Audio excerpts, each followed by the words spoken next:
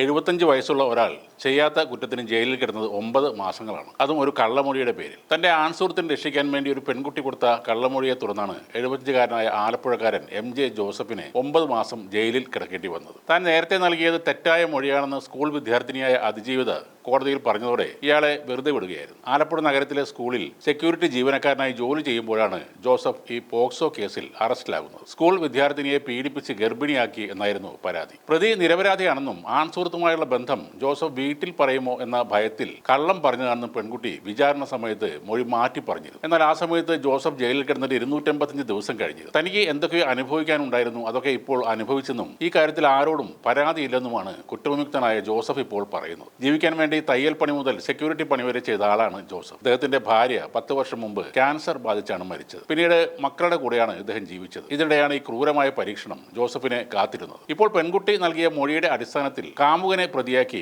North police കേസെടുത്തിട്ടുണ്ട്. അതിന്റെ വിചാരണ അധികം വൈകാതെ ആരംഭിക്കും. ജോസഫിന് ഈ കേസിൽ 2 വർഷം മുമ്പാണ് ജാമ്യം ലഭിച്ചത്. ഇപ്പോൾ കോടതി കുറ്റവിമുക്തനാക്കിയതോടെ ഏറെ ആശ്വാസമായി എന്നാണ് ജോസഫ് പറയുന്നത്. ഇങ്ങനെ ചെയ്യാത്ത കുറ്റത്തിന് ജയിലിൽ കിടന്നിട്ടും അദ്ദേഹത്തിന് പ്രത്യേകിച്ച് ആരോടും ഒരു ദേഷ്യവുമില്ല, പരിഭവമില്ല. ജയിലിൽ കിടന്നതിലും അപ്പുറമായിരിക്കും നാട്ടിൽ അദ്ദേഹം നേരിടേണ്ടി വന്ന പരിഹാസങ്ങൾ. വീട്ടുകാർ പോലും അദ്ദേഹത്തോട് എങ്ങനെയാണ് പെരുമാറിയതെന്നും അറിയില്ല. അഭിഭാഷകരായ PP ബൈജു, ED സക്കറിയാസ് എന്നിവരാണ് കേസിൽ ഹാജരായത്. വിധി വന്നതിന് ശേഷം അദ്ദേഹം തന്നെ കെട്ടിപ്പിടിച്ച് കരഞ്ഞെന്നാണ് അഡ്വക്കേറ്റ് ബിജു പറയുന്നത്. ഇനിയുള്ള നടപടികളിലേക്ക് നീങ്ങാൻ അദ്ദേഹത്തിന്റെ കയ്യിൽ പണമില്ല. മനുഷ്യാവകാശ കമ്മീഷൻ നേരിട്ട് കേസ് എടുക്കുന്നെങ്കിൽ എടുക്കട്ടെ എന്നാണ് ജോസഫ് പറയുന്നത്. സാമ്പത്തികമായി ബുദ്ധിമുട്ടുന്ന ഒരു കുടുംബമാണ് ഇവരുടേത്. ഭാര്യ മരിച്ചുപോയതാണ്. ഒരു മകന് മിക്സ്ചർ പാക്ക് ചെയ്യുന്ന പണിയാണ്. ആ വരുമാനത്തിലാണ് അവർ ജീവിക്കുന്നത്. അതുകൊണ്ട് തന്നെ കേസിന് പോകാനുള്ള പണമൊന്നും കയ്യിലില്ല. അദ്ദേഹം സെക്യൂരിറ്റി ജീവനക്കാരനായി ജോലി ചെയ്യുന്ന സ്കൂളിൽ നിന്നും അധികൃതർ വിളിച്ച് മാപ്പ് പറഞ്ഞെന്നും ഈ അഭിഭാഷകൻ പറഞ്ഞു. 2022 ഓഗസ്റ്റിലാണ് കേസിന് ആസ്പദമായ സംഭവം ഉണ്ടാകുന്നത്. അച്ഛൻ ഉപേക്ഷിച്ചു പോയ പെൺകുട്ടി അമ്മയ്ക്കൊപ്പമായിരുന്നു താമസം. ഇവർ രണ്ടുപേരും മാത്രമേ വീട്ടിൽ ഉണ്ടായിരുന്നു. നഗരത്തിലെ സ്കൂളിൽ സെക്യൂരിറ്റി ജോലി ചെയ്തിരുന്ന ഇയാൾ ആ പെൺകുട്ടിയുടെ വീട്ടിൽ സഹായങ്ങൾ ചെയ്തിരുന്നു. ആ കാലത്ത് ജോസഫ് തന്നെ ഉപദ്രവിച്ചെന്നും ഗർഭിണിയാക്കിയെന്നും പെൺകുട്ടി കൂട്ടുകാരോട് പറഞ്ഞിരുന്നു. അതിനെ തുടർന്നാണ് പോലീസ് കേസെടുത്തത്. അറസ്റ്റിലായ പ്രതിക്ക് കോടതി